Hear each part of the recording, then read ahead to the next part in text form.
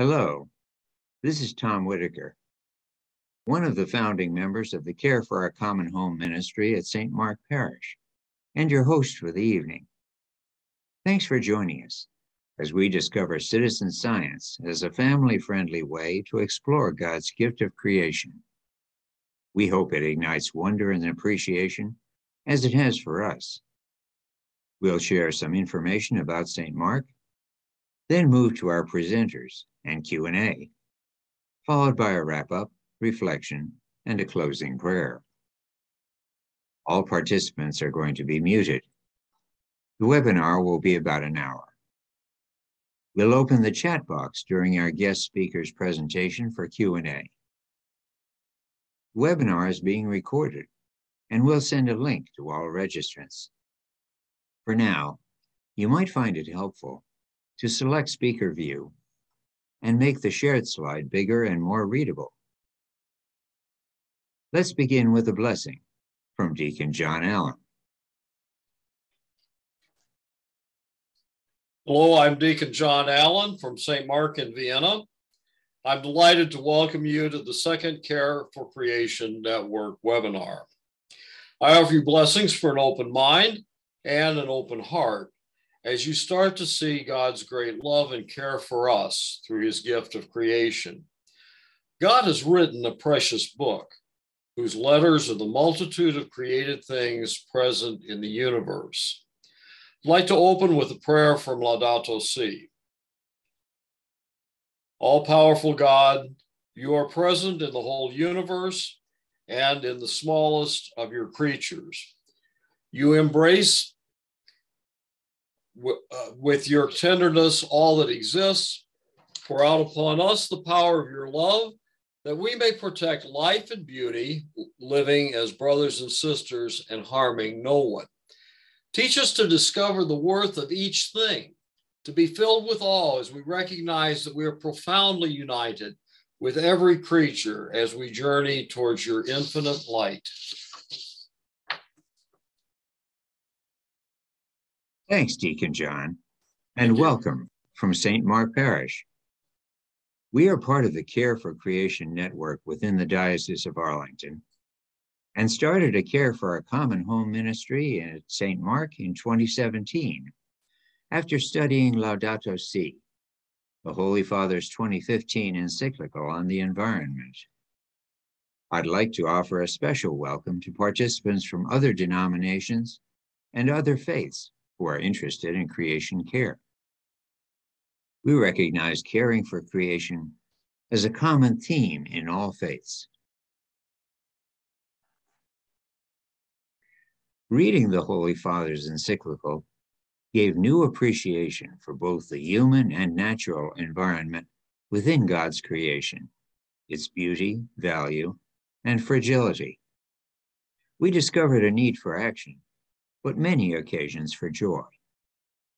One of our first acts was a practical one, assisting the parish in the installation of energy-saving LED lights.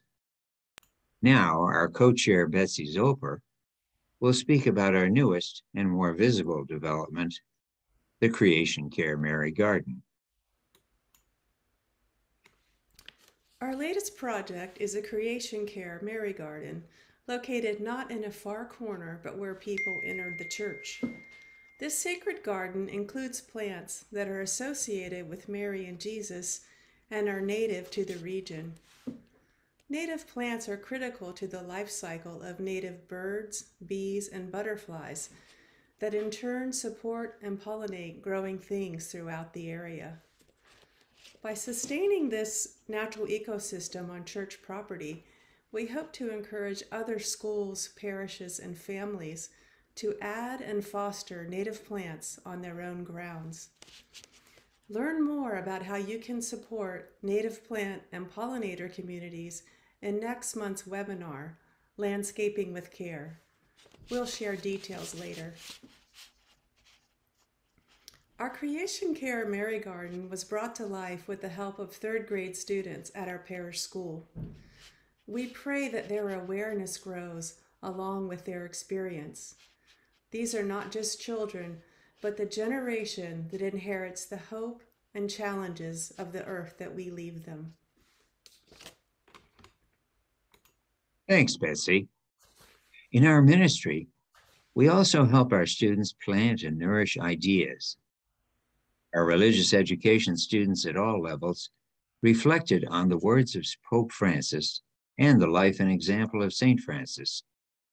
The result was Season for Creation, a remarkable volume of student art bringing to life a new appreciation of creation and its issues. We published this work in print and PowerPoint formats to educate, celebrate, and share. Also, as part of our fall festival, we partnered with Bikes for the World and collected used bikes. It's a win-win. Used bikes are kept out of a landfill, people from our local community learn mechanical skills, and bikes are sent to people who can meet their travel needs in a climate-friendly way. Speaking out for an earth that can't speak for itself. Our adults in the ministry have joined others in marches and gatherings to respect the complex relationships in creation and the dangers in disrupting them. Part of our role tonight is to not just hear, but reflect. We set the stage with this quote from Laudato Si. From panoramic vistas to the tiniest living form, nature is a constant source of wonder and awe. Consider your interaction with creation in the last few days. How do I joyfully connect with creation in my everyday life?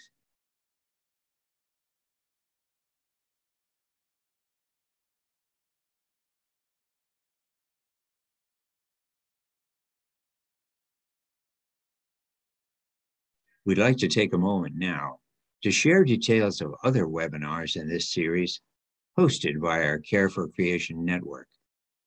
Representatives from parishes who have active Care for Creation ministries and work within the Diocesan Peace and Justice Commission. In the words of Pope Francis, there is a nobility in the duty to care for creation through little daily actions, and it is wonderful how education can bring about real changes in lifestyle. Much of this information is widely available, but we've added a local flavor with examples of what we're doing in our own neighborhoods. We have 3 remaining webinars in April, May, and June. Watch for Zoom links to be available.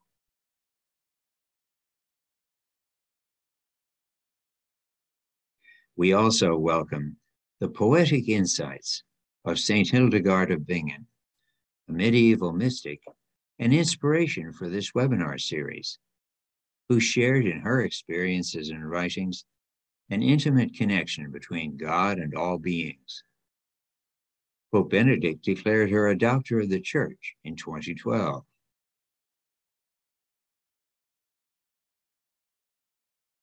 Now please welcome our 2 eminently qualified speakers today to help us discover and celebrate nature through citizen science. Mary Ford works in the Education Division at National Geographic Society, has worked on education efforts for National Audubon Society and the World Wildlife Fund, and chairs the board of the North American Association for Environmental Education. She has an undergraduate degree in environmental science and policy from Harvard University and a master's degree in environmental management from the Yale School of the Environment. Our co-presenter, joining us from Florida, is Ann Haywood, founder of Mountain to Sea Education. Her program development for K-12 teachers and students includes environmental education, citizen science, GIS mapping, and geographic literacy, collaborating with a variety of organizations, including National Geographic Society, the National Park Service, the Smithsonian, and SciStarter.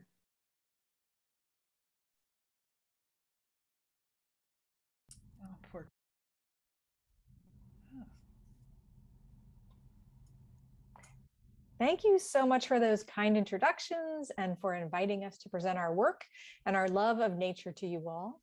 Mary and I are so impressed and inspired by what we've learned about the work of the Care for Our Common Home ministry and the Diocese of Arlington, and with such a variety of efforts to inspire engagement with nature and the health of our environment. It's all so exciting, and we thank you for letting us be a part of this. Mary and I met working at National Geographic Society more than 10 years ago. And we both feel really lucky to have combined our love of exploration, biodiversity, and natural places, plus a desire to welcome young people and their teachers to think, act, and learn like scientists, to invite them into programs that inspire engagement in the natural world. Tonight, I will tackle the first goal you see here, sharing a variety of ways to become inspired to explore and discover the gifts of nature. And I'll introduce you to two apps that we welcome the opportunity to share, iNaturalist and Seek. Mary will show you how fun joining the City Nature Challenge can be and how to use iNaturalist as part of it. Before we begin, we wanted to introduce a couple of terms that you'll hear us talk about. One is BioBlitz. Maybe some of you have participated in one. I think a few of you have at least. National Geographic has committed to BioBlitz programs in partnership with the National Park Service since 2006. A BioBlitz is an intensive survey of a defined area where you're counting as many species as possible in a quick amount of time. So bio means life and blitz refers to something done fast. So that's where that term came from. A special event to count species about 30 years ago was named the BioBlitz in the 1990s at the Kenilworth Aquatic Gardens in DC. And the name stuck, and now there are BioBlitzes all over the world. Usually it's a crowd of families, scientists, enthusiasts, teachers, students, naturalists who gather for a day or a weekend or overnight even to study wild animals, plants, and more in an area. Now with iNaturalist and technology, we can all be part of an ongoing BioBlitz all the time, but still the BioBlitz events are fun. The next term is citizen science. And what is citizen science? Sometimes it's called community science or public participation in scientific research. This is when scientists and researchers benefit from having help from the public in contributing or analyzing data. And oftentimes that data would take years for the scientists themselves to gather or analyze. National Geographic has committed to citizen science because it gives everyone the opportunity to connect to nature and better understand the world around us through science. The iNaturalist app, and it's also an iNaturalist.org, a website, is one that National Geographic supports along with the California Academy of Sciences.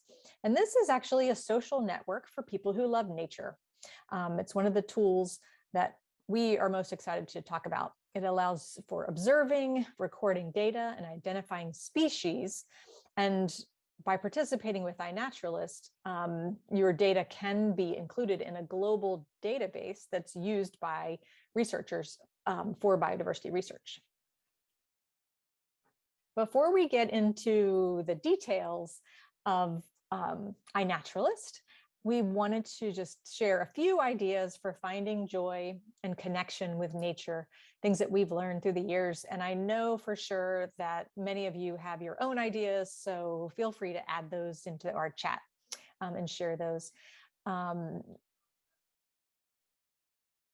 We wanted to inspire you with some of our ideas. And one up front is that National Geographic is encouraging for students and educators is cultivating an explorer mindset. An explorer mindset is modeled after National Geographic explorers who have attitudes that you can imagine, such as curiosity. They have skills in observing and communicating, and they have knowledge and develop knowledge and are always building knowledge of people and our relationship to the natural environment and how we impact the natural environment and how we are part of that natural environment. And most of those explorers started out exploring at an early age. That's a reminder to us to keep a childlike sense of wonder in what we do. You can see that happening right here in this picture. And on the next picture as well, we recommend adding wild places to your bucket list. Wild places can be places that you visit again and again, including nearby green spaces or your yard. This one in this picture is a famous oak that's 350 years old and more than 100 feet wide. The branches really spread out. It's a Virginia oak, and it's found in Jekyll Island, Georgia. We got off the beaten path traveling from Virginia to Florida and discovered this. And our family gets kind of excited when we find something new and different. We're usually looking for these kinds of outings, and it makes a difference. They're added to our memories and make us want to explore even more.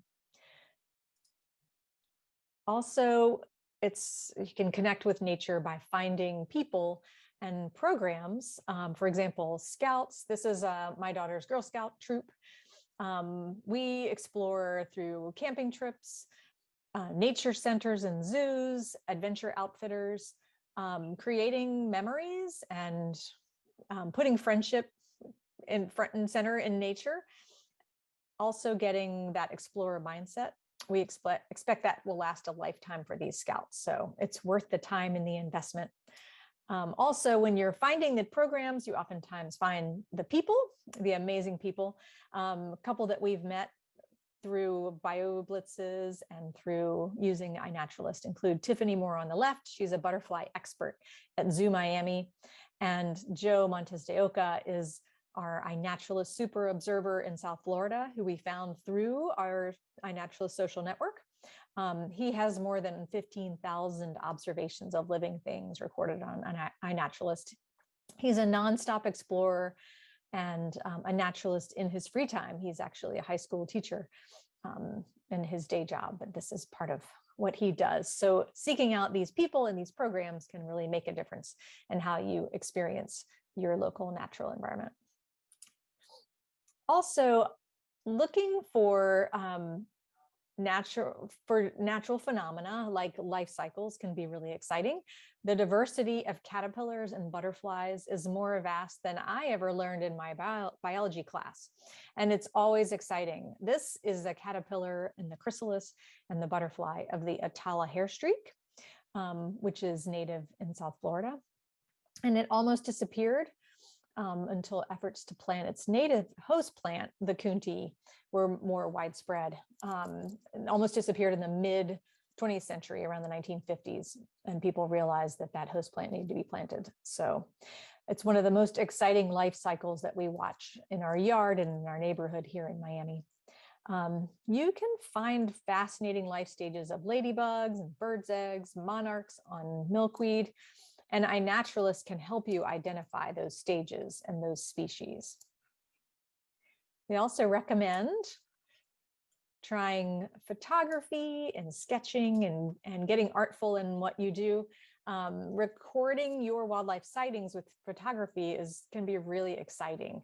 Being able to zoom in and see details you might miss otherwise. It's not always easy to get a picture of a butterfly or a moth, but when you do, it can be really exciting to look at them more closely since they're often so fleeting. And oftentimes with our Scouts and with students, we encourage sketching and journaling because it really helps in slowing down and paying attention to the details that you see on an organism or a plant. And it also creates a different kind of record, an artful kind of record. And with photography, we are a big fan of the macro lens, and you can find these on Amazon or other natural supply stores. And there are two types of macro lenses. There's a clip-on macro lens you can see on the left there, and then there's a rubber band that has a tiny lens attached that you can wrap around your device. And these are amazing for helping you zoom in on tiny creatures. At the bottom right is an Atlantic pygmy octopus, a baby Atlantic pygmy octopus, and which was only about a centimeter long or wide. And we found that in a seagrass bed on a scout outing. and our naturalists that were with us looking for this different life in the seagrass beds were so shocked to see this. They actually hadn't seen one before, but the macro lens really helped us to look even more closely at it and see the fine details of it. And the insect in the middle of the green insect is just something that found stopping on a road trip and zoomed in and took a picture. And then that tadpole-like creature or some sort of tiny fish that had just emerged from an egg at the top right. I wasn't able to identify that one with iNaturalist because I think it's just a really, really young organism, but being able to look more closely at the details of it's just fascinating to realize that the tiny things that we often just think of as as a bug or just a little minnow we can really see the diversity in them. And the next slide, one of my favorites to zoom in on are these tiny aphids that are just tiny, extremely small creatures. Gardeners are not big fans of the aphids, and actually I'm not on certain plants because they will eat your plants and eat your flowers. So you might appreciate this next slide where demonstrating the predator-prey in action with the ladybug chowing on the aphid. Which is kind of a nice thing to see if you're a gardener. That'll keep them from feasting on your plants. Other artwork is worth digging into as well. These are mandalas that our scouts, they gathered various leaves and sticks and other nuts and things that they found during a scout trip, and then created this symmetrical radial symmetry with what we call a mandala. And on the left are mandalas that one of our senior scouts for her Gold Award created for a nature center that she actually created a more permanent. But anytime there's an opportunity to get creative in nature, to really slow down, look closely, it gives us a nicer connection. And these girls really enjoyed this artful opportunity. Another one that's an obvious one, but I think it's important to remind us all, is that we need to make time to explore. We get caught up in our busy lives, and it's hard to really make the time to get out and hug a tree like I am here. As you can see, my family's kind of into big trees. And we just think it's important to put the trip on the calendar, to build time into daily walks or build the nature outing into a vacation, and helps our children to realize that our wild places can be just as exciting or maybe even more exciting than a Disney trip, as we think of our theme parks here in Florida. And even planting a native garden like you all are doing with your school programs and watching those for pollinators can be just a wonderful way to connect with nature. And also simple things like hanging bird feeders and then observing how what's coming around and how the life is moving around that. And another one is to remember the nighttime, that exploring at night can be really fascinating.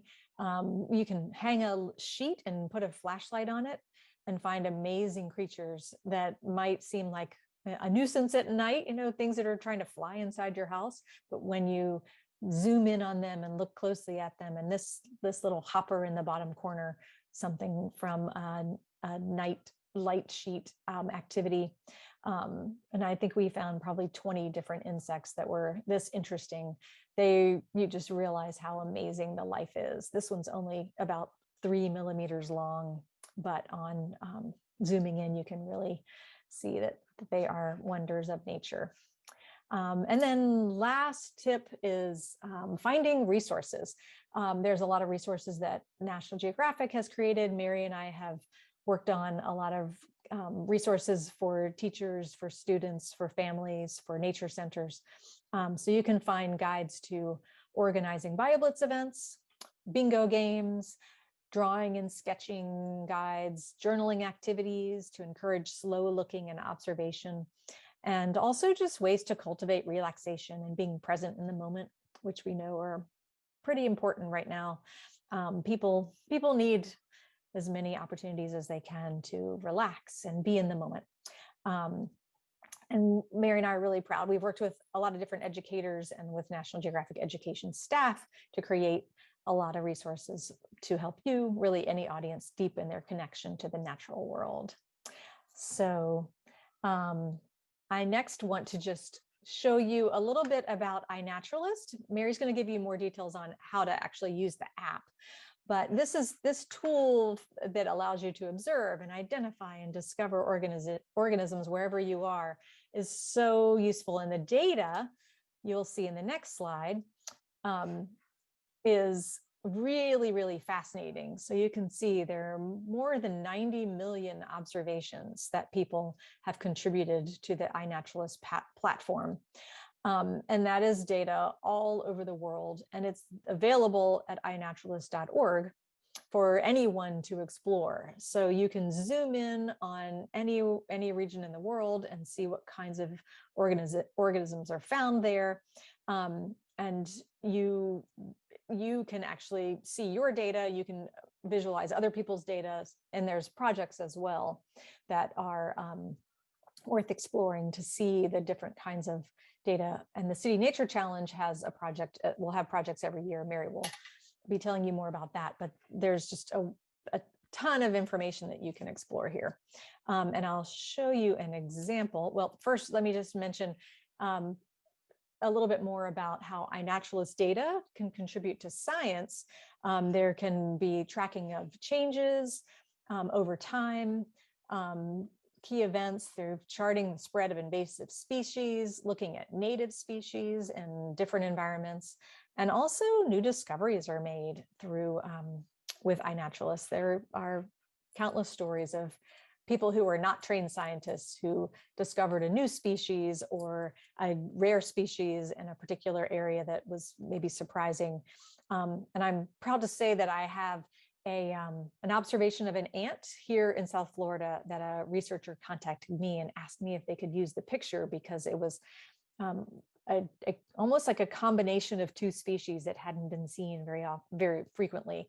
And so I'm included in a research paper, my photo of an ant. So the little things get exciting and big with iNaturalist. And on the next slide, I'll show you, this is an example of iNaturalist data really demonstrating phenomena, in this case, the migration of species. So here you can see this is monarch butterfly data in January, a couple of years ago. And then the next slide, you can see February, and as we flip through the months, you see the migration of the monarchs. Into the summer, they've gone much further north. And then late summer and fall, they're starting to come south again. And then near the end of the year, they're back to Mexico and South Florida and California. So just wanted to show you that quick example of iNaturalist data in action. And then before we tell you more about City Nature Challenge, I wanted to introduce the Seek app. And this is a junior version of iNaturalist, and it's actually built off the iNaturalist data and similar to the iNaturalist platform. It's designed for kids, so under the age of 13, who are not necessarily able to sign up for an account for iNaturalist. But adults actually love this too, and it's certainly fine for adults to use. And I often will use this when I'm with a younger child to just show them how to identify a species. And on the next slide, you can see that you hold your device with the app turned on, and you press the observe button, and you hold it in front of a flower or a plant or even an animal, and it will typically give you the name of a species, or at least some level of classification for what you're observing. And so it's very simple. It's a great way to try observing species and identifying species. And then we recommend really trying both Seek and iNaturalist. They're closely related. This one uses the artificial intelligence that iNaturalist uses to help you identify species. And then on the next slide, you can see too that Seek also gives you opportunities to learn, almost like a field guide for different species.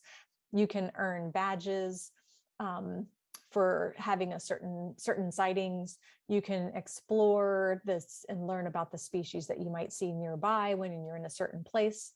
And you can also do different challenges. There will be different monthly challenges that you can do as an adult or with your children, or just to give the citizen science a try and see the power of the tools. So again, I recommend downloading both iNaturalist and Seek and trying them out. And don't be shy. Just jump in, give them a try. And iNaturalist is prepared for experimentation. There's so many observations on there that not having things be perfect is not a big problem. So Mary will tell you about that coming up now. Thanks, Anne, and thank you, everyone. I'm so glad that everyone who's listening to this is taking time to learn more about citizen science. Now I'm going to tell you specifically about the City Nature Challenge, which is an annual global BioBlitz. So you heard about what a BioBlitz is. It's a quick survey of the biodiversity in an area, focusing on counting species, not individual plants or animals, but how many species you can find in a certain area in a certain amount of time.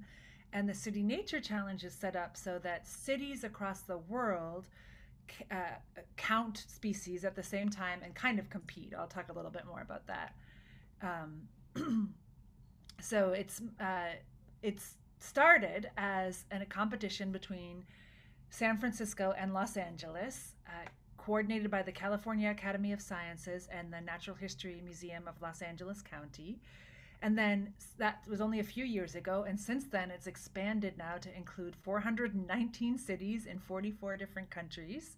And you can see that over 1 million observations were made last year, over 45,000 species documented, and over 52,000 people participated. Now, the first few years we did this, it was very competitive. During the pandemic, we've made it more of a collaboration because different places had different restrictions on where you could go and who you could gather with. So we've talked about it more as a collaboration in 2020 and 2021. I will say in 2022, we're getting a little more competitive again since many of us are able to get out and about. So we're hoping to see some big numbers in the DC region and everywhere. And I know others have asked in the past about whether you can set this up. You can participate in City Nature Challenge and set up kind of a mini competition like between schools or between different sites. And that's a great idea to do. During the City Nature Challenge, you can see which of your sites, which of your groups can get the most species observed. I will say, though, that I actually don't, like, especially when you're working with kids, I wouldn't reward kids for making the most observations, because what happens then is often kids will take pictures of pets and houseplants and each other, and it's not really helpful for science. It doesn't really contribute anything to the scientific database that Anne was talking about. And that, because kids like to get high numbers, that happens a lot, and sometimes it just ends up with a lot of sort of junky data. So instead, we like to reward kids for making quality observations, for finding as many wild species as possible. So that's probably good for adults too, but especially with kids, make that clear. The City Nature Challenge takes place at the very end of April and early May, and the important dates for you to remember are these first dates here. April 29th through May 2nd, which is when we'll encourage folks to get out in their city or their metro region and make as many observations of plants and animals and fungi, any living thing or any sign of a living thing, during that 4-day period, which is a Friday through a Monday. Oh, and let me just pause here in case I forget to say this later. Everything we're talking about right now is free. Taking part in the City Nature Challenge is free. Using iNaturalist is free. The website or the apps, they're all free. And all of the resources we showed you on the National Geographic website and elsewhere are free. So this is all free. Jump in without any worries. And there's a second period of the City Nature Challenge, which is what you see here, May 3rd through May 8th, which is when folks help identify what has been found.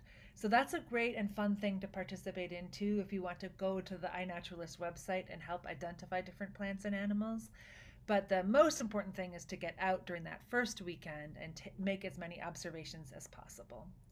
I'll also point out that here we really emphasize taking pictures because that's the most common way of making an iNaturalist observation.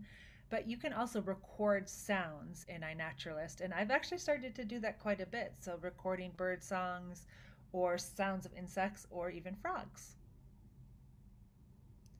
And you might have seen on this slide that the results will be announced on Monday, May 9th. That's when we'll know how many species were found in the DC metro area and all the other results too. So taking part is easy. You just need to get out, find plants and wildlife and fungi and anything else that's living or a sign of a living thing like a track or a shell or something like that.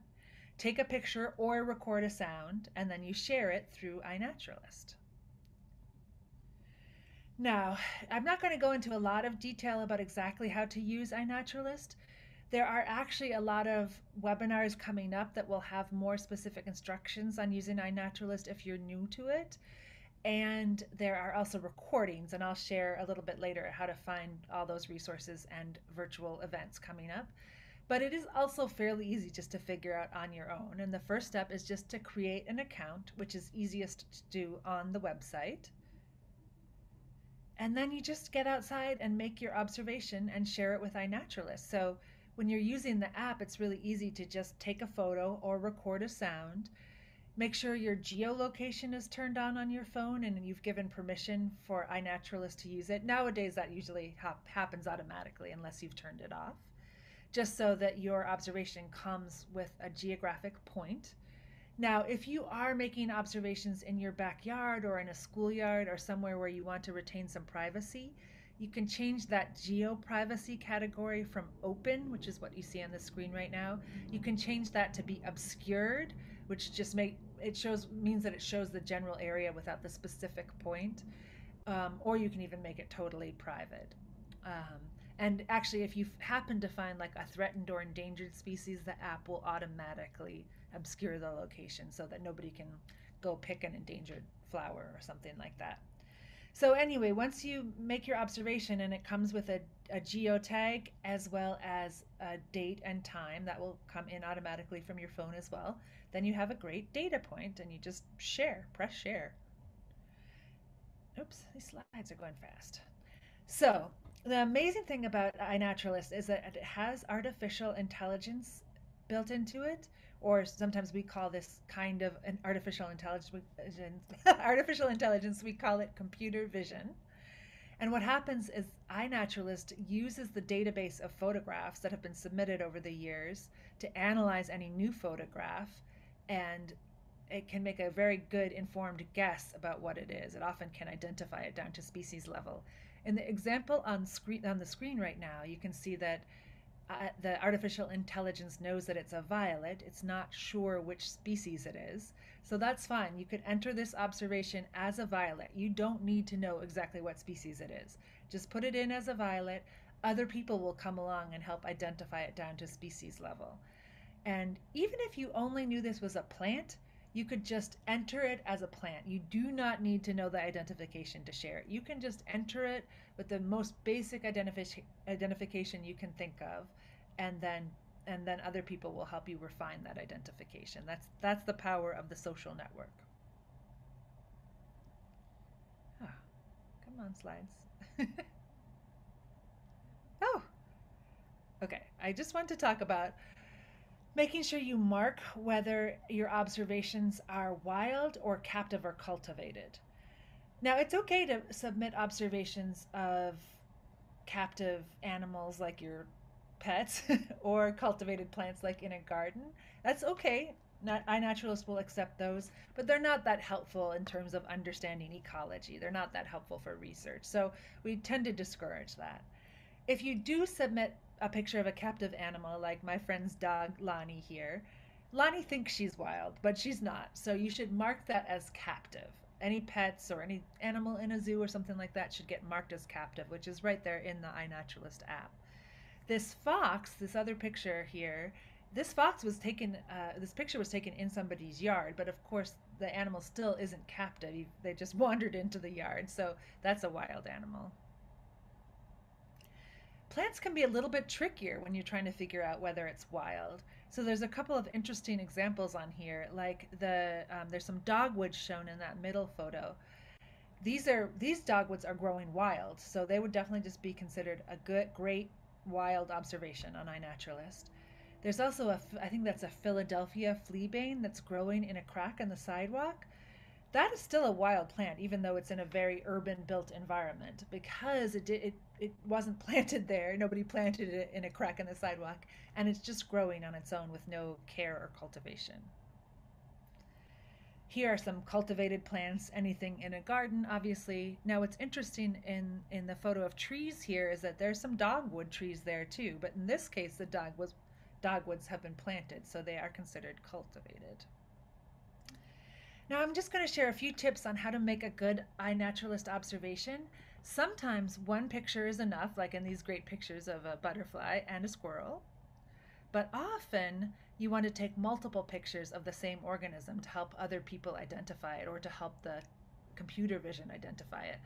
And these observations will all, or excuse me, these pictures will all go into one observation in iNaturalist. You can add multiple photos to one observation because you want viewers to be able to tell that this is all the same organism. So in this case, Katya has taken pictures of an oak tree's leaves and bark and fruit or acorns and the way it looks and its height, and those are all helpful for identification. And this is very true for mushrooms. So oftentimes people, including me, I'm totally guilty of this, take pictures of mushrooms just from the top because that's what you see easily, but it's really hard to identify mushrooms that way. So you really want to take a picture of the stem and the gills, and something like this little mirror here is a really useful tool. I recommend taking a mirror out with you. And an important thing to know is that iNaturalist does accept any kind of evidence of life. That can be a great observation. It can be easy to identify an animal or a plant from something that's left over. Like a roadkill actually can make a good observation, but also anything like a skull or a snake skin, a feather, tracks in the mud or snow. I submitted some tracks in the snow this year, a hole that an animal has dug, and any kind of scat or feces. Now to turn to some examples, or excuse me, some information about the City Nature Challenge and how you can get more information about it. There are two really useful websites here. They look very similar. Their URLs are very similar, so just take note of the difference. One is citynaturechallenge.org, which is a website for people all over the world. It has lots of information about how to participate generally in the City Nature Challenge, and I really recommend it. There's just tons of great resources there. And then citynaturechallengedc.org has specific information about what's happening in our region. And here I just wanted to point out that the DC metro area, this is the area that we use for the City Nature Challenge. And this is, I think, based on the census area. And it includes all these counties in Virginia and Maryland and West Virginia, and the district, of course, the District of Columbia itself. So it's a really widespread area. So most people who consider that they live in the DC area are their observations will be counted here. That's the website there, citynaturechallengedc.org. And on this website, I just wanted to highlight a couple of sections. There's a section for virtual events and a section for live events that we're just starting to populate. There are a few virtual events listed there, and these are some great events where you can learn more of the basics about how to use iNaturalist and get any of your questions answered by an expert. And we have a whole section called resources, which has a lot of lesson plans, some of the things that Anne actually showed you earlier, an education toolkit, a teacher's guide, and also lots of recordings of webinars we've done previously, like in the last couple of years. And I wanted to close out here just by sharing a couple of my stories of doing biodiversity observation using iNaturalist. So these are pictures from the last 2 years of the City Nature Challenge in DC. in 2020, of course, that was a period where we were staying very close to home. So that picture of me under the umbrella is just really right outside my front door, and it was really rainy on one of the City Nature Challenge days. But I got out there and took pictures under the umbrella just of the things right in my neighborhood in Capitol Hill in Washington, D.C. And I actually found lots of great urban species like the bird that you see in the middle there. And then the picture of me with the BioBlitz hat is from 2021, when we actually were able to get together in small groups safely and do a little bit more exploration. And you can see, I think you can see my smile under the mask. That was just such a joy to be back out there. And these are some pictures from 2021 where I actually took a few kids out and about, and they're examining an old turtle shell there. And then at another little expedition, I found a baby mud turtle. That's my friend showing off the baby mud turtle. And a couple examples of exploration from further afield. So this is an observation on iNaturalist that I made in 2014 when I was participating in a BioBlitz in Sydney, Australia, as part of the World Parks Congress. And I was actually standing at a bus stop going from one little group to another little event, and a park ranger was there with me, and he pointed out this dog vomit slime mold on the ground, which I did not believe him that was a living organism at first, but he told me it was, and I entered it into iNaturalist. And here you can see the observation is my identification was dog vomit slime mold. And then the community confirmed that was indeed dog vomit slime mold. That's the real name of that organism. And then I got invited to participate in the Slime Molds of the World project. And then I got to see all these amazing slime molds in this project on iNaturalist, and just look at all these incredible organisms that I never would have known about if I hadn't entered my own dog vomit slime mold. So that's the kind of thing you can discover through using iNaturalist. And finally, I want to tell you about this BioBlitz I got to do in South Korea in 2016. We were collaborating with the Forest Service there in South Korea.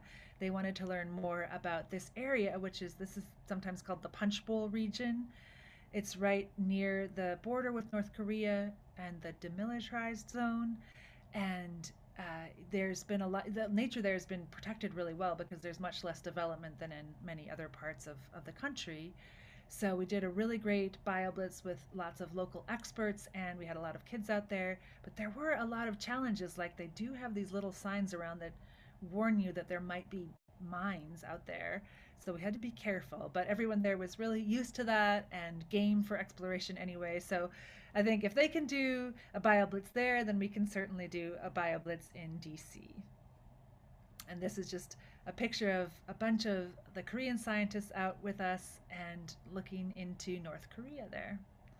So BioBlitzing and using iNaturalist and the City Nature Challenge can take you to the most amazing places, see the most amazing things. Here are some incredible pictures from around the DC region, the City Nature Challenge over the last couple of years, and I hope we'll soon see your pictures in the mix too.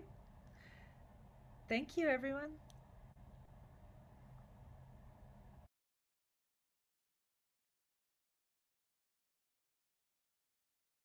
Mary, Ann, thank you so much. Everyone, please join me in appreciation for the tools and possibilities they've opened for everyone. There's clearly more to discover and value in creation around us. Here we have a list of resources referred to in the webinar. We'll share an email with these links and a link to the recording for everyone who registered.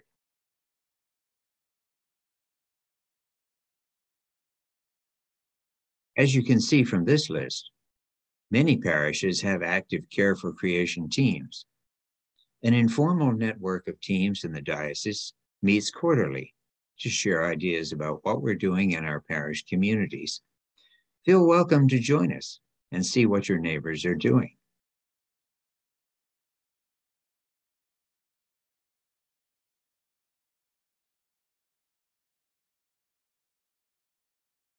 Now let me welcome Carla Walsh of the Arlington Diocese Peace and Justice Commission, who will speak about Laudato Si in our diocese. Carla? Thank you, Tom. And hello, everyone. Bishop Burbidge has enrolled our diocese in Pope Francis' Laudato Si action plan. The Holy Father warns us that time is short to protect and preserve the health of the earth given to us by God. So he has launched a 7-year action plan to galvanize the universal church and the world community to learn and practice the teachings of Laudato Si, and through them to create momentum to stop environmental degradation. The Pope has asked dioceses to join him in this effort. Therefore, Bishop Burbidge has pledged our diocese to join the Laudato Si action plan, conforming ourselves to the heart of Christ and glorifying God by taking care of the world he has given us. Over the next 7 years, as a diocese, we will seek to learn the teachings of Laudato Si and the Church's long tradition of teaching about creation, learn the facts about the effects of environmental deterioration on the earth and its people, especially those in poverty, pray about what we learn, and help ourselves, our families, parishes, schools, and the diocese to live more lightly on the earth and protect it. To stay updated on our diocesan Laudato Si journey, be sure to join the Peace and Justice email list. Go to arlingtondiocese.org/peace and click on Join Our Email List.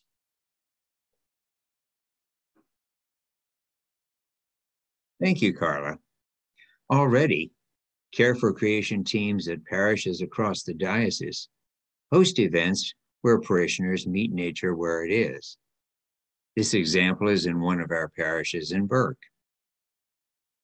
Groups reach out within and beyond parishes to living nature on the only planet we have.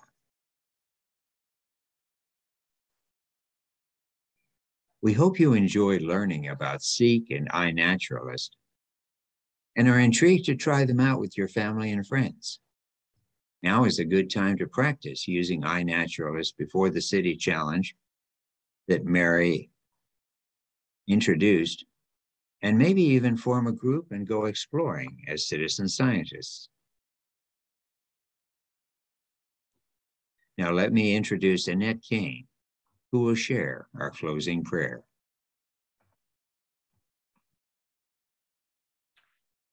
Father, we praise you with all of your creatures. They came forth from your powerful hand. They are yours, filled with your presence and your love. Praise be to you. Son of God, Jesus, through you all things were made. You were formed in Mary, our mother, and you became part of this earth. And you gazed upon the world with human eyes. Today you are alive in every creature in your risen glory. Praise be to you. Holy Spirit, by your light, you guide this world toward the Father's love and accompany creation as it groans in travail. You also dwell in our hearts and desire us to do what is good. Praise be to you. Triune Lord, teach us to contemplate you in the beauty of the universe, for all things speak of you. Awaken our praise and thankfulness for every being you have made. Give us the grace to feel profoundly joined to everything that is. Amen. Thanks, Annette. Before we close, let's circle back to our earlier reflection. Creation is all around us. How do we connect every day?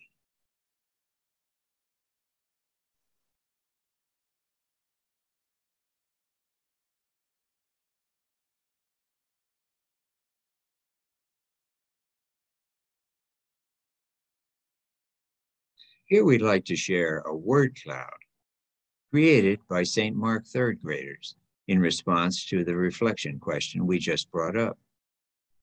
Looking at their responses, you get a sense of their gratitude, joy, and hope and see that creation provides a positive place of refreshment and calm.